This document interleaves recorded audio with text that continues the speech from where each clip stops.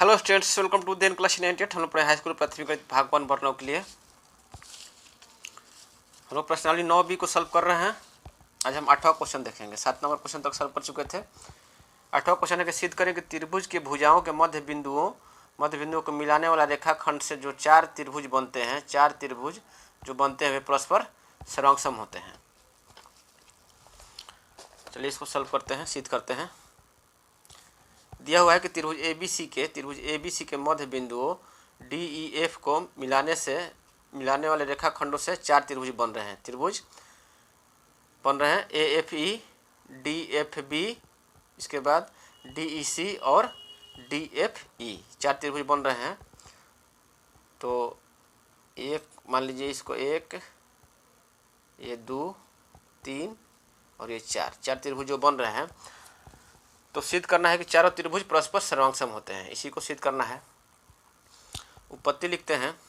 यहाँ पर देखिए 4 त्रिभुज है, चारों त्रिभुज को हमको सर्वांगसम सिद्ध करना है। तो ये त्रिभुज ABC में जो है कितने चतुर्भुज आपको दिखाई दे रहे हैं, लिख देंगे। इधर लिख दिए हैं, रफ कर दे रहे हैं। चतुर्भुज जो है, एक चतुर्भुज दिखाई दे रहा है EFBD, चतुर्भुज EFBD दिख रहा है। इसके बाद EFBD एक चतुर्भुज हो गया। इसके बाद है EFDC, चतुर्भुज EFDC एक चतुर्भुज दिख रहा है। और एक चतुर्भुज कौन सा दिख रहा है? चतुर्भुज AFDE, चतुर्भुज AFDE, ये तीनों चतुर्भुज दिख रहा है। एक चतुर्भुज और है EFBC जो कि एक समलंब चतुर्भुज है। इससे कोई मतलब नहीं है इस क्वेश्चन में। तो आपको इस त्रिभुज में 4 चतुर्भुज देख रहा है। चतुर्भुज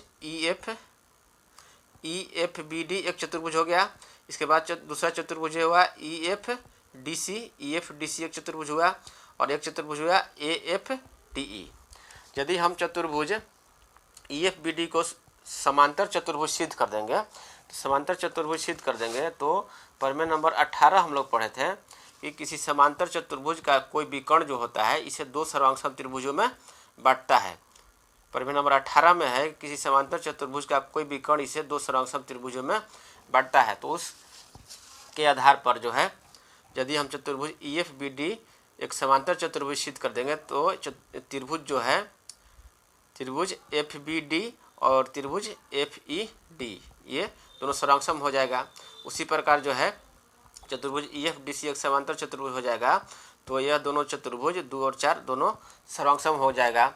और उसी प्रकार जो है AFDE को समांतर चतुर्भुज हो जाएगा।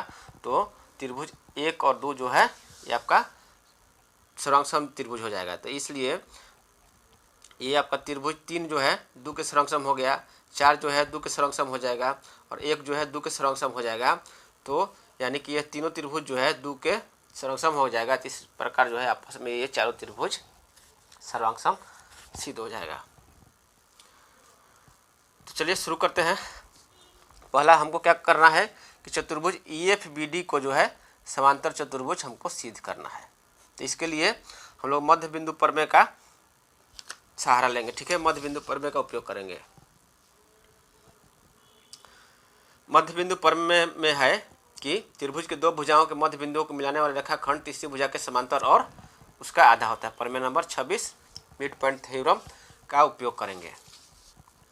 तो उत्पत्ति में लिखेंगे त्रिभुज ABC में, त्रिभुज ABC में AB और AC का मध्य बिंदु E और F है। ABC में E और F जो है, E और F क्रमशः AC और AB का मध्य बिंदु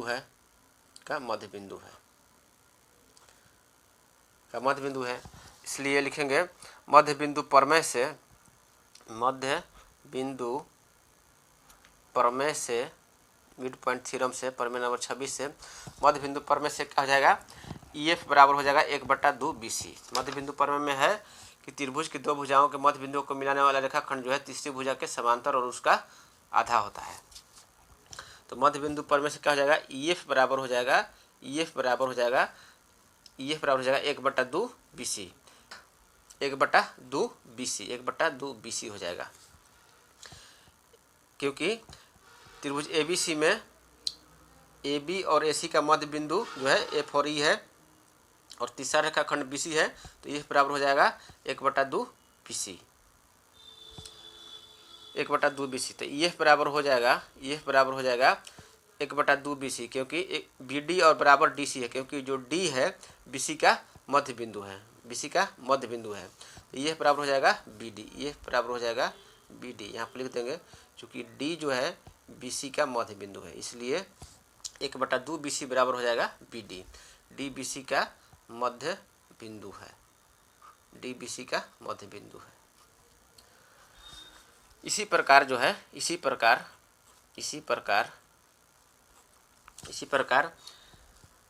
अब देखिए ED बराबर क्या हो जाएगा, ED बराबर FB हो जाएगा, क्योंकि ED बराबर हो जाएगा AB बटा में 2 हो जाएगा, ED बराबर AB बटा में 2 हो जाएगा, क्योंकि त्रिभुज ABC में AC और BC का मध्य बिंदु E और D को मिलाने वाला रेखाखंड DE जो है तीसरी भुजा AB का प्रमेय नंबर 26 से मध्य बिंदु प्रमेय से तीसरी भुजा AB का समांतर और आधा होगा। तो DE बराबर हो जाएगा, इसी प्रकार DE बराबर हो जाएगा 1/2 AB, 1/2 AB, 1/2 AB, और DE बराबर हो जाएगा 1/2 AB मतलब कि FB, DE बराबर हो जाएगा FB। यहाँ पर लिख देंगे चूँकि F जो है AB का मध्य बिंदु है, F AB का मध्य बिंदु है। इतना हो गया। अब लिखेंगे चतुर्भुज EFBD में, चतुर्भुज EFBD में, चतुर्भुज EFBD में EF बराबर हो गया BD, EF बराबर BD, EF बराबर BD और EF बराबर BD हो गया, और DE बराबर हो जाएगा, DE बराबर हो जाएगा FB, DE बराबर FB। तो इसलिए चतुर्भुज जो है, चतुर्भुज यहाँ पर हम लोग पढ़े थे प्रमेय नंबर 22, एक चतुर्भुज समांतर चतुर्भुज होता है यदि इसकी सम्मुख भुजाओं का प्रत्येक युग्म बराबर हो। तो यहाँ पर इसलिए हो जाएगा चतुर्भुज EFBD, चतुर्भुज EFBD एक समांतर चतुर्भुज होगा, एक समांतर चतुर्भुज होगा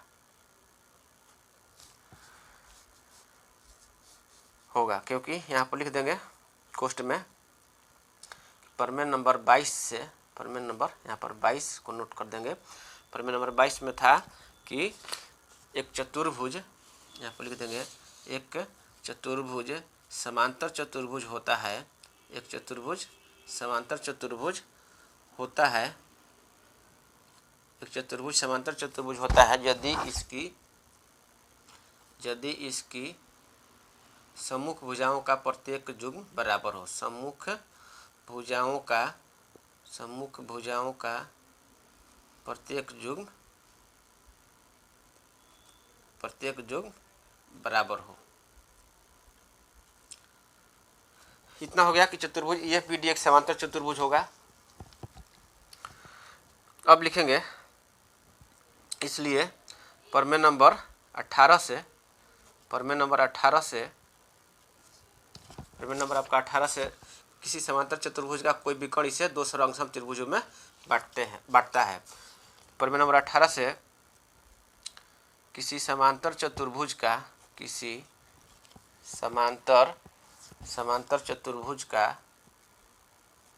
कोई विकर्ण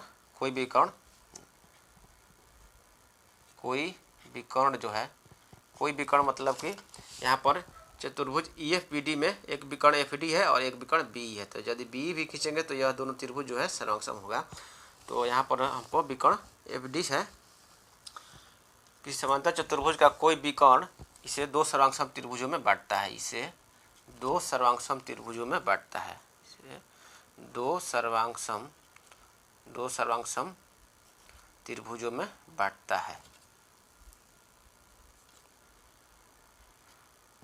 दो सर्वांग त्रिभुजों में बांटता है। तो इसलिए क्या हो जाएगा, त्रिभुज जो है चतुर्भुज EFBD समांतर चतुर्भुज सिद्ध हो गया। तो इसलिए प्रमेय नंबर 18 से समांतर चतुर्भुज का कोई विकर्ण जो होता है इसे दो सर्वांग त्रिभुज में बांटता है। तो इसलिए त्रिभुज जो है FBD, त्रिभुज FBD और त्रिभुज FDE सर्वांग त्रिभुज होगा। इसलिए लिखेंगे त्रिभुज FBD, त्रिभुज जो है FBD सर्वांगसम होगा, सर्वांगसम हो जाएगा त्रिभुज FDE के सर्वांगसम हो जाएगा। ठीक है, तो ये त्रिभुज FDE के सर्वांगसम हो जाएगा, ये आप मान लेते हैं आपका फर्स्ट समीकरण हो जाएगा। इसी प्रकार लिख देंगे अब, इसी प्रकार चतुर्भुज जो है कौन सा चतुर्भुज चतुर्भुज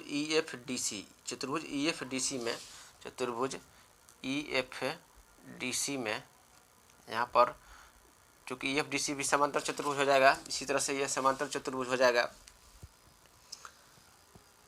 क्योंकि FD बराबर हो जाएगा 1/2 AC, FD बराबर हो जाएगा 1/2 AC और E जो है AC का मध्य बिंदु है, तो FD बराबर हो जाएगा EC और इसी प्रकार DC बराबर हो जाएगा FE। तो समांतर चतुर्भुज यहाँ पर लिख देंगे समांतर, ठीक है, समांतर चतुर्भुज EFDC में त्रिभुज जो है समांतर चतुर्भुज EFDC में कौन सा त्रिभुज है, त्रिभुज क्या लिखे इसको FDE लिखे हैं। तो FDE हमेशा लिखेंगे, त्रिभुज FDE सर्वांगसम हो जाएगा त्रिभुज DCE के। त्रिभुज जो है त्रिभुज FDE सर्वांगसम हो जाएगा त्रिभुज DEC के, त्रिभुज DEC के सर्वांगसम हो जाएगी, सेकंड समीकरण हो जाएगा। फिर इसी प्रकार लिख देंगे, इसी प्रकार चतुर्भुज जो है इसी प्रकार लिख देंगे समांतर चतुर्भुज, इसी प्रकार, क्योंकि समांतर चतुर्भुज हम एक सिद्ध कर चुके हैं, इसी प्रकार वो भी समांतर चतुर्भुज होगा। समांतर चतुर्भुज AFDE में, चतुर्भुज AFDE में त्रिभुज जो है त्रिभुज AFE जो होगा, आप देख लीजिए, समांतर चतुर्भुज AFDE में त्रिभुज AFE सर्वांगसम हो जाएगा त्रिभुज FDE के। समांतर चतुर्भुज AFDE में त्रिभुज जो है त्रिभुज AFE सर्वांगसम हो जाएगा त्रिभुज FDE के सर्वांगसम हो जाएगा। तो ये आपका हो जाएगा थर्ड समीकरण हो गया। तो आप अब लिख देंगे कि समीकरण फर्स्ट सेकंड और थर्ड से त्रिभुज FDE जो है, देखिए तीनों समीकरण में है, त्रिभुज FDE पहला में समीकरण में है, दूसरा में भी है और तीसरा में भी है। त्रिभुज FDE जो है तीनों त्रिभुज के बराबर है, तो त्रिभुज FDE जो हो जाएगा त्रिभुज FDE सर्वांगसम है त्रिभुज FBD के, फिर आपका त्रिभुज FDE जो है सर्वांगसम है त्रिभुज DEC के, सर्वांगसम हो जाएगा त्रिभुज DEC के। और थर्ड में है त्रिभुज FDE सर्वांगसम है त्रिभुज AFE के, ये आपका हो जाएगा सर्वांगसम हो जाएगा त्रिभुज AFE के। यही सिद्ध करना था हम लोगों को, तो लिख देंगे कि सिद्ध हुआ।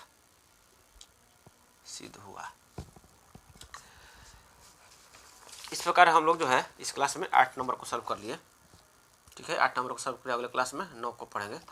तब तक के लिए धन्यवाद।